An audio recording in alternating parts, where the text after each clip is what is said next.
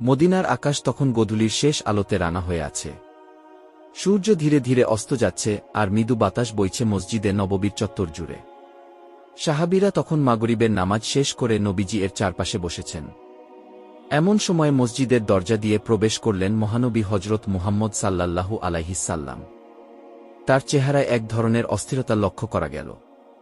সাধারণত তিনি যখন সাহাবীদের মাঝে আসতেন তার মুখে প্রশান্তির আভা ফুটে থাকত, কিন্তু আজ কিছু একটা যেন তাকে গভীরভাবে ভাবিয়ে তুলেছে। তিনি ধীরে ধীরে এসে তার আসনে বসলেন। চারপাশে একটি চাপা নীরবতা নেমে এলো। সাহাবীরা অপেক্ষা করছিলেন নবীজি সাল্লাল্লাহু আলাইহিস সাল্লাম কিছু বলবেন। কিছুক্ষণ নীরবে থাকার পর তিনি মুখ খুললেন, আজ আমি এমন এক সংবাদ শুনেছি যা আমার হৃদয়কে ভারাক্রান্ত করেছে। সাহাবীরা আরও মনোযোগী হলেন। নবীজি সাল্লাল্লাহু আলাইহিস সাল্লাম গভীর বেদনাভরা কণ্ঠে বললেন, মক্কার এক বিধবা মহিলা তার ছোট শিশুকে কোলে নিয়ে রাস্তার পাশে পড়েছিল, অনাহারে, অভুক্ত। তার শরীরে শক্তি নেই, তার চোখে নিস্তেজতা।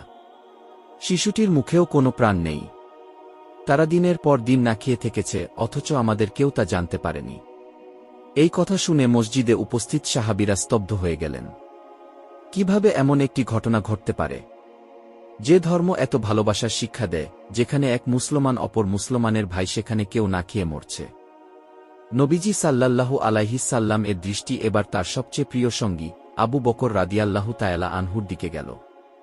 আবু বকর রাদিয়াল্লাহু তাআলা আনহু তখন মাথা নিচু করে বসে আছেন।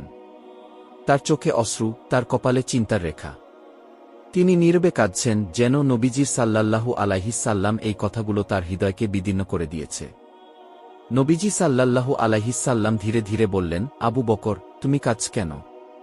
আবু বকর রাদিয়াল্লাহু তাআলা আনহু চোখের পানি মুছতে মুছতে বললেন, ইয়া রাসূলুল্লাহ, আমি কাঁদছি কারণ আমি এতদিন জানতাম না আমাদের ভাই বোনদের কেউ এভাবে অনাহারে কষ্ট পাচ্ছে।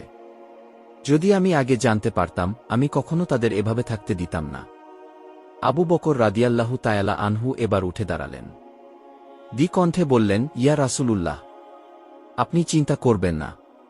আমি নিজে গিয়ে খোঁজ নেব এবং এই অসহায় মহিলার জন্য যা কিছু প্রয়োজন তা আমি নিয়ে আসব। এই কথা বলেই তিনি দেরি না করে মসজিদ থেকে বেরিয়ে গেলেন।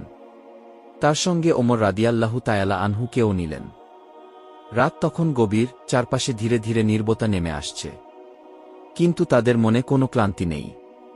মক্কা তখনও এক কঠিন জায়গা, যেখানে মুসলমানদের প্রতি বৈরী মনোভাব ছিল প্রবল।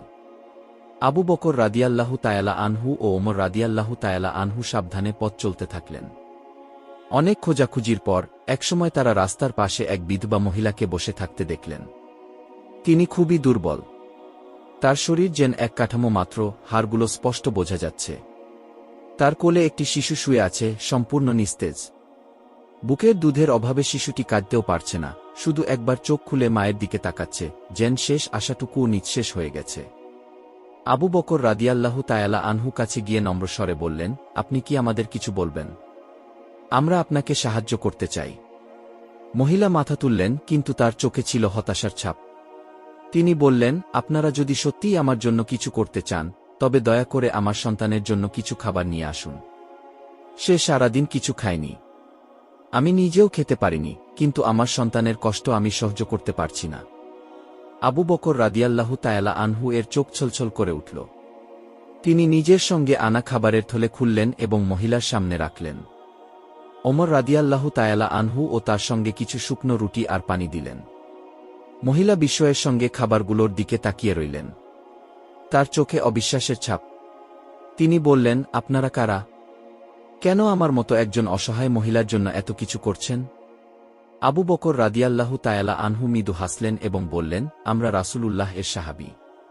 আমাদের নবী বলেছেন, যে ব্যক্তি নিজে খেয়ে অন্যকে সাহায্য করে না, সে প্রকৃত মুমিন হতে পারে না। এই কথা শুনে মহিলার চোখে পানি চলে এল। তিনি ধীরে ধীরে তার শিশুকে খাবার খাওয়াতে লাগলেন। কিছুক্ষণ পর শিশুটি একটু নড়েচড়ে উঠল, তার চোখে একটু প্রাণের সঞ্চার হল। মহিলা তখন বললেন, আমি আপনাদের ধন্যবাদ জানাবো কিভাবে? আমি আমার পুরো জীবনেও ভাবিনি যে কেউ আমাদের এভাবে সাহায্য করবে। আবু বকর রাদিয়াল্লাহু তাআলা আনহু বললেন, আমরা কোনো ধন্যবাদের জন্য এটা করিনি। আমরা শুধু আমাদের দায়িত্ব পালন করেছি। আবু বকর রাদিয়াল্লাহু তাআলা আনহু ও ওমর রাদিয়াল্লাহু তাআলা আনহু মদিনায় ফিরে এলেন এবং নবীজি সাল্লাল্লাহু আলাইহিস সাল্লাম এর সামনে এসে দাঁড়ালেন। নবীজি সাল্লাল্লাহু আলাইহিসাল্লাম জিজ্ঞেস করলেন, তোমরা কি করলে? আবু বকর রাদিয়াল্লাহু তাআলা আনহু বিনয়ের সঙ্গে বললেন, ইয়া রাসূলুল্লাহ, আমি শুধু আমার দায়িত্ব পালন করেছি। নবীজি সাল্লাল্লাহু আলাইহিসাল্লাম বললেন, আবু বকর, আল্লাহ পাক রাব্বুল আলামিন আজ তোমার এই কাজ দেখে আনন্দিত হয়েছেন। আবু বকর রাদিয়াল্লাহু তাআলা আনহু এবার আরও বেশি কাঁদলেন, তবে এবার আনন্দের কান্না। রাত গভীর। মদিনার চারদিকে নীরবতা নেমে এসেছে। বাতাসে হালকা ঠান্ডা, আকাশে চাঁদ তার জ্যোৎস্না ছড়িয়ে দিচ্ছে। বেশিরভাগ মানুষ তখন ঘুমিয়ে আছে, কিন্তু একজন ব্যক্তি নীরবে মদিনার পথে হাঁটছেন। তিনি সাধারণ পোশাক পরিহিত, হাতে একটি লাঠি, মাথায় বিনয় নত। তিনি ছিলেন ইসলামের দ্বিতীয় খলিফা উমর ইবন খাত্তাব রাদিয়াল্লাহু তাআলা আনহু। তিনি রাতের অন্ধকারে প্রায়ই মদিনার অলিগলিতে ঘুরে বেড়াতেন। তার অভ্যাস ছিল নিজের চোখে উম্মতের অবস্থা দেখা, শাসনকাজ ঠিকমতো চলছে কিনা তা যাচাই করা। এমন সময় তিনি একটি দূরবর্তী জায়গা থেকে এক নারীর কান্নার আওয়াজ শুনতে পেলেন। তিনি থমকে দাঁড়ালেন। কান পেতে শুনলেন, সেই কান্নার সঙ্গে ছোট ছোট বাচ্চার কান্নার শব্দ আসছে। কৌতূহলী হয়ে তিনি আস্তে আস্তে সেই ঘরের দিকে এগোলেন। ঘরের ভেতর থেকে আসা দৃশ্য দেখে উমর রাদিয়াল্লাহু তাআলা আনহু এর হৃদয় কেঁপে উঠল। একজন বিধবা মহিলা চুলায় একটি হাঁড়ি বসিয়ে কিছু একটা রান্না করার ভান করছেন, আর তার আশেপাশে 3টি শিশু ক্ষুধার্ত অবস্থায় কাঁদছে। শিশুরা বারবার মায়ের কাছে গিয়ে বলছে, আম্মা, আমরা খুব ক্ষুধার্ত, কিছু খেতে দাও। কিন্তু মা নিরুত্তর। তিনি কেবল হাঁড়ির ভেতর কাঠি দিয়ে নাড়ছেন আর চোখের জল ফেলছেন। উমর রাদিয়াল্লাহু তাআলা আনহু ধীরে ধীরে ঘরের দরজার কাছে গিয়ে বললেন, হে আল্লাহর বান্দি, তুমি কি রান্না করছো? মহিলা দরজার কাছে এসে দেখলেন, সামনে দাঁড়িয়ে থাকা ব্যক্তি সাধারণ কোনো পথচারী মনে হচ্ছে। তিনি চিনতে পারেননি যে এই মানুষটি আসলে মুসলিম বিশ্বের শাসক। মহিলা দীর্ঘশ্বাস ফেলে বললেন, আমি কিছুই রান্না করছি না। এই হাঁড়ির ভেতর শুধু পানি আর কিছু পাথর আছে। আমি আমার সন্তানদের শান্ত করার জন্য রান্নার ভান করছি, যেন তারা আশায় থেকে ঘুমিয়ে পড়ে। উমর রাদিয়াল্লাহু তাআলা আনহু এর হৃদয় বিদীর্ণ হয়ে গেল। তিনি হতবাক হয়ে বললেন, তাহলে তুমি আমাদের শাসকের কাছে অভিযোগ করো না কেন? মহিলা হতাশার সঙ্গে বললেন, উমর তো জানেই না আমরা কেমন কষ্টে আছি। এই কথা শুনে উমর রাদিয়াল্লাহু তাআলা আনহু থেমে গেলেন। তার চোখে পানি চলে এলো। উমর রাদিয়াল্লাহু তাআলা আনহু কোনো কথা না বলে দ্রুত ফিরে গেলেন বায়তুল মালের সরকারি খাদ্যভাণ্ডার দিকে। তিনি নিজ হাতে একটি বড় বস্তা ভরে নিলেন, এর মধ্যে ছিল খেজুর, আটাসহ প্রয়োজনীয় খাদ্য সামগ্রী। তিনি তখন খাদ্য নিয়ে বের হতে চাইলেন, কিন্তু দায়িত্বপ্রাপ্ত কর্মচারীরা বললেন, আমরা এটি আপনার জন্য নিয়ে যাব। আপনি কেন নিজে কষ্ট করছেন? উমর রাদিয়াল্লাহু তাআলা আনহু কড়া কণ্ঠে বললেন, তোমরা কি কিয়ামতের দিন আমার বোঝা বহন করবে? এই কথা শুনে সবাই চুপ হয়ে গেল। তারপর উমর রাদিয়াল্লাহু তাআলা আনহু নিজেই সেই ভারী বস্তাটি নিজের কাঁধে তুলে নিলেন এবং দ্রুত ওই নারীর বাড়ির দিকে রওনা হলেন। উমর রাদিয়াল্লাহু তাআলা আনহু ঘরের দরজায় এসে দাঁড়ালেন। তিনি নিজ হাতে খাবারের বস্তাটি নামিয়ে রাখলেন এবং বললেন, ওহে বোন, তোমার জন্য খাবার নিয়ে এসেছি। মহিলা হতবাক হয়ে গেলেন। তিনি দেখলেন, এই সাধারণ পথিকটি নিজ হাতে চুলা ধরিয়ে খাবার রান্না করছেন। উমর রাদিয়াল্লাহু তাআলা আনহু কাঠকুটো জ্বালিয়ে হাঁড়িতে আটার খিচুড়ি তৈরি করতে লাগলেন। এমন সময় ধোঁয়া তার চোখে ঢুকে গেল। এক পর্যায়ে চোখ দিয়ে পানি গড়িয়ে পড়ল এবং তিনি নিজে নিজে বললেন, উমর, আজ তুমি যদি জনগণের সেবা না করতে পারো, তবে কিয়ামতের দিন কি জবাব দেবে? খাবার রান্না শেষ হলে উমর রাদিয়াল্লাহু তাআলা আনহু নিজ হাতে বাচ্চাদের থালায় তুলে দিলেন। ক্ষুধার্ত শিশুরা খাবার মুখে দেওয়া মাত্রই তাদের চোখে আনন্দের ঝিলিক দেখা গেল। একটি শিশু বলল, আম্মা, আজ আমরা অনেক দিন পর পেট ভরে খাব। মা চোখের পানি ফেললেন। এই দৃশ্য দেখে উমর রাদিয়াল্লাহু তাআলা আনহু এর চোখও ভিজে গেল। তিনি কিছুক্ষণ শিশুদের খেতে দেখলেন। তারপর আস্তে করে উঠলেন। মহিলা তখনও জানতেন না এই ব্যক্তিটি কে। তিনি বললেন, হে ভদ্রলোক, আপনি তো এক দয়ালু মানুষ। আল্লাহ আপনাকে উত্তম প্রতিদান দিন। আপনার কি নাম জানতে পারি? উমর রাদিয়াল্লাহু তাআলা আনহু একটু থেমে বললেন, আমি উমর ইবন খাত্তাব।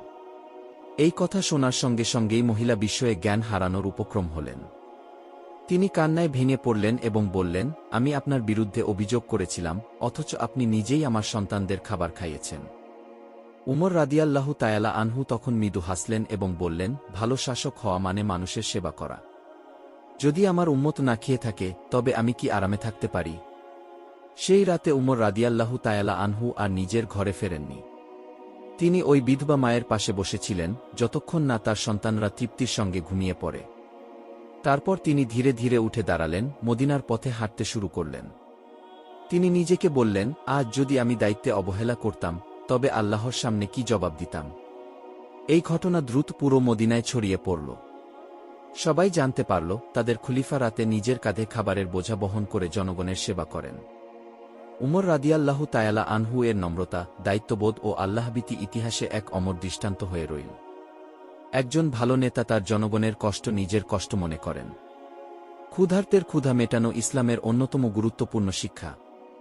গোপনে দান করা ও মানুষের কল্যাণে কাজ করা প্রকৃত ইবাদত। উমর রাদিয়াল্লাহু তায়ালা আনহু প্রমাণ করে গেছেন, শক্তি নয়, ন্যায়বিচার ও দয়া একজন নেতাকে মহান করে তোলে।